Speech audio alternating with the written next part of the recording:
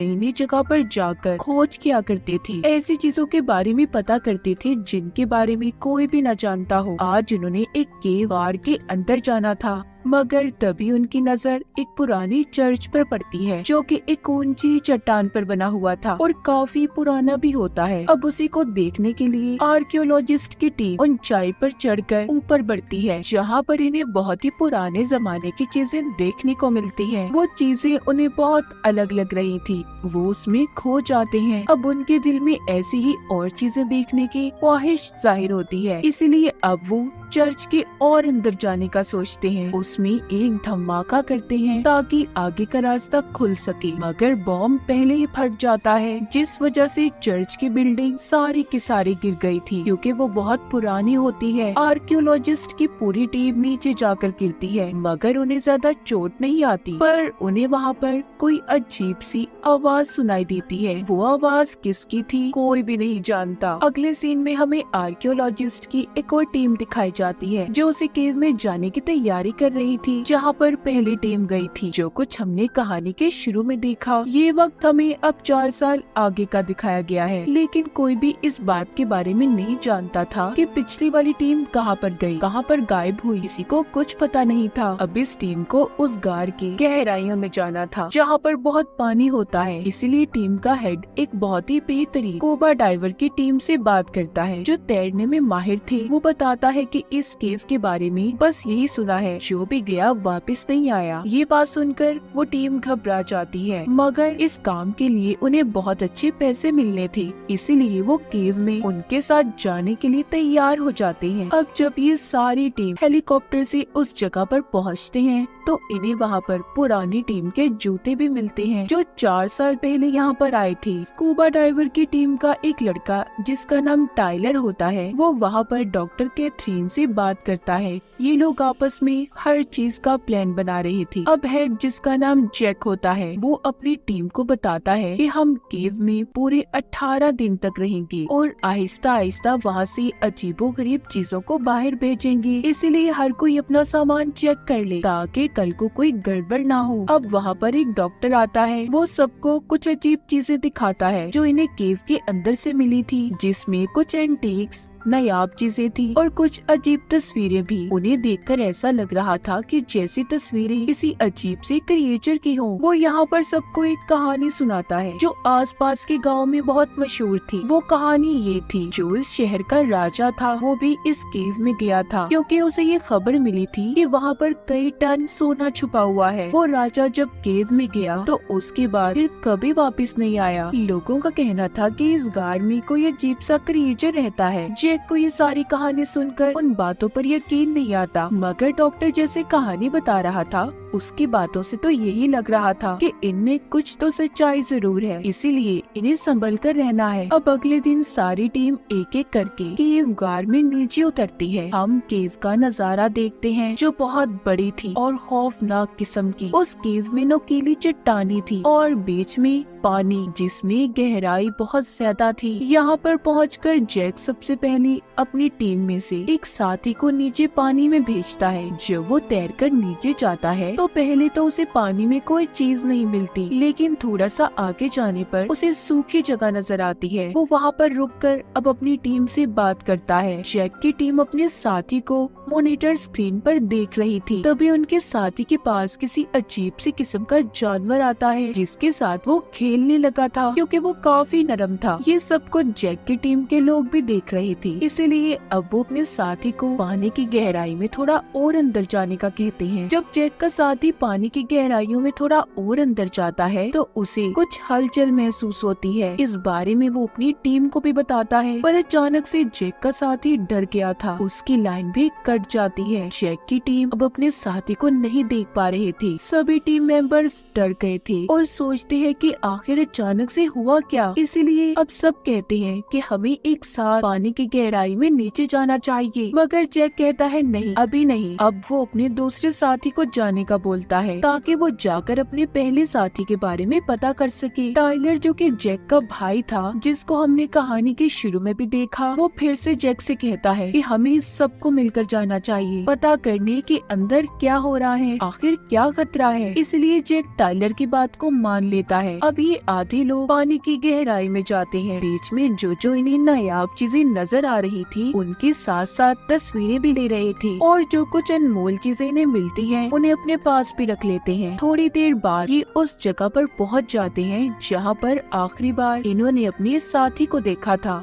वहां पर उन्हें अपने साथी का सामान तो मिलता है, पर वो गायब था। सब कुछ देखकर ऐसा लग रहा था कि जैसे वो खुद अपने सामान को छोड़कर अपनी मर्जी से गया हो। वहाँ पर इन्हें कुछ और पुराना सामान भी मिलता है, जो कि किसी पुरानी आर्कियोलॉजिस्ट टीम का था। तभी जैक की टीम के एक साथी को साइड पर अजीब सा मरा हुआ जानवर मिलता है, जिसे जब वो देखने जाता है तो डर गया था और चिल्लाता है। अब वहाँ पर उसकी चीखों की आवाज को सुनकर जितने भी और जानवर थे, सब ने उस पर हमला कर दिया था। वो उसे खींचकर पानी के अंदर ले जाते हैं, जहाँ पर एक बहुत बड़ा क्रिएचर जैक के साथी के टैंक पर हमला करता है। उसका टैंक फट जाता है, जिसकी आवाज को सुनकर टाइलर जब उसे बचाने भागता है, मगर तब तक देर हो गई थी। वो बड़ा क्रिएचर उसे खींचकर अपने साथ ले गया था, जो कि एक तंग गार्ड था, जो पानी में काफी गहराई में था, जिसके अंदर इंसान का जाना तो मुमकिन नहीं था, क्योंकि वो बहुत ज्यादा छोटी जगह थी। अब टाइलर वापस आकर इस बारे में अपनी टीम को बताता है, तो सब सुनकर हैरान हो गए थे। कहते हैं कि नामुमकिन सी बात है, ये केव जमीन के बहुत नीचे है, और फिर उससे भी ज्यादा गहराई में किसी जानवर का पल पाना बहुत मुश्किल है। इसके बाद जैक की टीम दोबारा से अपने साथी को ढूंढने का कहते हैं, मगर अब वो रास्ता भी बंद हो चुका था जहाँ से ये पहले गए थे, क्योंकि टैंक के फटने की वजह से पत्थर नीचे आकर गिरे, जिससे रास्ता बंद हो गया। मतलब के दो साथी इनके लापता हो चुके थे। ये दोबारा से अब अपने बेस पर आ जाते हैं, उसी ठिकाने पर जहाँ पर ये केव में ठहरे हुए थे। जैक अपनी पूरी टीम से कहता है कि हमारे पास यहाँ रहने के लिए सिर्फ 18 दिनों का सामान मौजूद है, इससे पहले हमें यहाँ से निकलना होगा। जैक का साथी कहता है अब हम पुराने रास्ते से तो वापस नहीं जा सकते, क्योंकि ऐसा लगता है उधर कोई खतरनाक जानवर है जिसने हमारे साथियों पर भी हमला किया है। क्या पता उसी ने पुराने आर्कियोलॉजिस्ट की टीम को भी मारा हो। जैक अपने साथी से कहता है क्या हो गया है, तुम शांत रहो। वो अब डॉक्टर से भी इस बारे में बात करता है, जिस पर डॉक्टर कहता है कि ये बात मुश्किल है,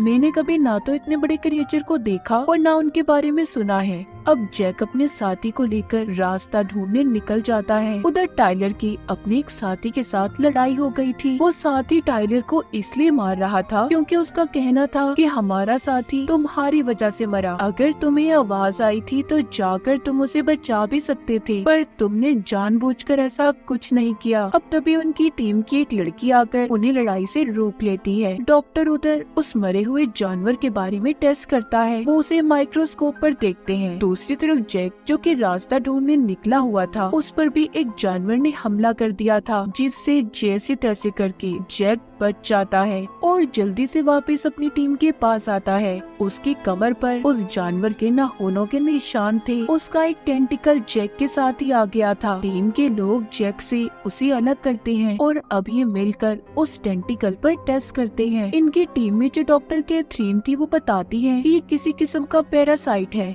जमीन में रहने वाला कीड़ा। इनका काम मरे हुए इंसानों को खाने का है। इनके सूंघने और सुनने की ताकत बहुत तेज होती है, मगर ये इतना बड़ा कैसे हो सकता है, अजीब बात है। डॉक्टर कहते हैं कि हो सकता है यहाँ पर ये कई अरसे से पल रहे हों, और ये केव कितनी पुरानी है किसी को भी इस बारे में नहीं पता। सब सुनकर जैक कहता है हमें जल्दी ही यहाँ से निकलना चाहिए, मगर उसके साथी उसे अभी रुकने का कहती है, क्योंकि उस जानवर के नाखून लगने की वजह से उसकी कमर से खून निकल रहा था। डॉक्टर भी उसे मना करते हैं, मगर वो नहीं मानता और सबको अपने साथ लेकर एक दूसरे रास्ते की खोज में निकल जाता है, जहाँ से बाहर जाया जा सके। अब सभी एक साथ आगे बढ़ रहे थे कि तभी रास्ते में जाते हुए इन्हें पुरानी आर्कियोलॉजिस्ट की टीम की हड्डियां मिलती हैं, जिनमें उसी जानवर के दांतों के निशान थे जिसने जैक को भी काटा था। सारी टीम जैक की बात को मानकर आगे बढ़ रही थी, मगर अब जैक की चोट बढ़ने लगती है जब ये सब एक चट्टान चट्टान पर चढ़ रहे थे तो जैक का साथी कहता है कि मुझे लगता है हम गलत रास्ते पर चल रहे हैं क्योंकि मुझे कोई पानी की आवाज नहीं आ रही। मगर जैक कहता है तुम चलते रहो, मुझे आ रही है। थोड़ा ऊपर पहुंचने पर इन्हें पानी मिल जाता है। जैक अब उसके अंदर फ्लेयर गन को डालकर देखता है कि पानी कितना गहरा है। उसे पता चलता है कि पानी नीचे बह रहा है। वो अपने साथियों से कहता है कि कुछ देर हम यहाँ पर आराम करेंगे, जिसके बाद हम इस पानी में उतरेंगे। तभी यहाँ पर उसके एक साथी से लड़ाई हो जाती है क्योंकि वो इस मुसीबत की घड़ी में भी हर चीज को रिकॉर्ड कर रहा था। अब सब आराम करने बैठ जाते हैं। जैक को अजीब से दूरी पड़ रही थी। उसके साथी उसके बारे में दूर बैठे बात करते हैं, कहते हैं कि अब हमें जैक की फिक्र हो रही है, उसे कभी भी इतना गुस्सा नहीं आया था। उधर दूर बैठा जैक अपने सभी साथियों की बातों को सुन पा रहा था। ऐसा इसलिए था क्योंकि उसके जिस्म में बदलाव पैदा हो रहे थे। उस जानवर के काटने की वजह से उसकी सूंघने और सुनने की ताकत भी तेज हो गई थी। क्या जैक भी वैसा ही जानवर बनने वाला था या कुछ और? अब खैर ये आराम करने के बाद निकल पड़ते हैं। आगे वाटरफॉल झरना था। जैक सबसे कहता है कि हमें इस झरने को पार करना है। कैथरीन कहती है नहीं जैक, मुझे ये रास्ता गलत लग रहा है। मगर जैक उसकी बात को नहीं मानता और सबको अपने पीछे आने का कहता है। जब सभी कूद रहे थे तो तभी कैथरीन का पाँव किसी चीज ने पकड़ लिया था, मगर थोड़ी देर बाद छोड़ देता है। कैथरीन भी जल्दी से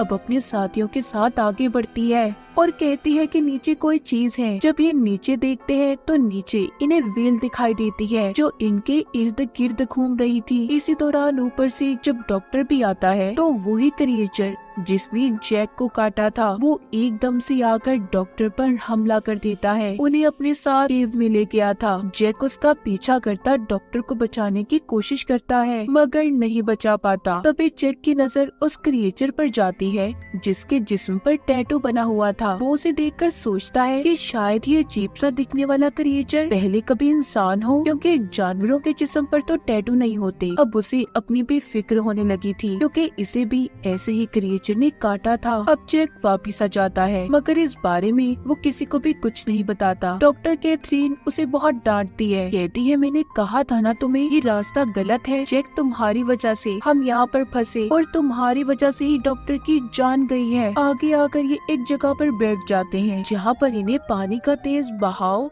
नजर आता है। सब जब उस रास्ते से जाने लगते हैं तो जैक सबको मना करता है और कहता है कि नहीं, हम चट्टान के ऊपर चढ़ेंगे और फिर वहाँ से दूसरी तरफ जाएंगे। कैथरीन सुनकर टाइलर से कहती है कि जैक अपने होश खो चुका है, वो नहीं जानता कि वो क्या कर रहा है, इसलिए हम में से किसी को टीम को लीड करना होगा। मगर टाइलर उसकी बात को अनसुना कर देता है और आगे बढ़ जाता है। अब आधे लोग कैथरीन की बात को मानने को तैयार थे जबकि आधे जैक के साथ जाने के लिए तैयार हो जाते हैं। एक लड़की जैक के साथ ही जब चट्टान पर चढ़ना शुरू होती है तो ऊपर वही बहुत बड़ा खूंखार क्रिएचर आ जाता है जिसे देखकर वो लड़की डर गई थी और नीचे गिर जाती है। पर क्रिएचर आकर उसे पकड़ लेता है और उससे चिपक गया था। अब उस लड़की के पास कोई और रास्ता नहीं था, इसीलिए वो अपने सिलेंडर को ब्लास्ट कर देती है जिससे उसकी भी मौत हो गई थी। जैक उसकी लाश को उठाकर लाता है। सब बहुत ज्यादा दुखी थे क्योंकि एक एक करके ये अपने साथियों को अपनी आंखों के सामने मरता देख रहे थे। जैक के जिस्म में भी बदलाव होना शुरू हो जाते हैं। कैथरीन और जैक की अब बहस हो जाती है जिस वजह से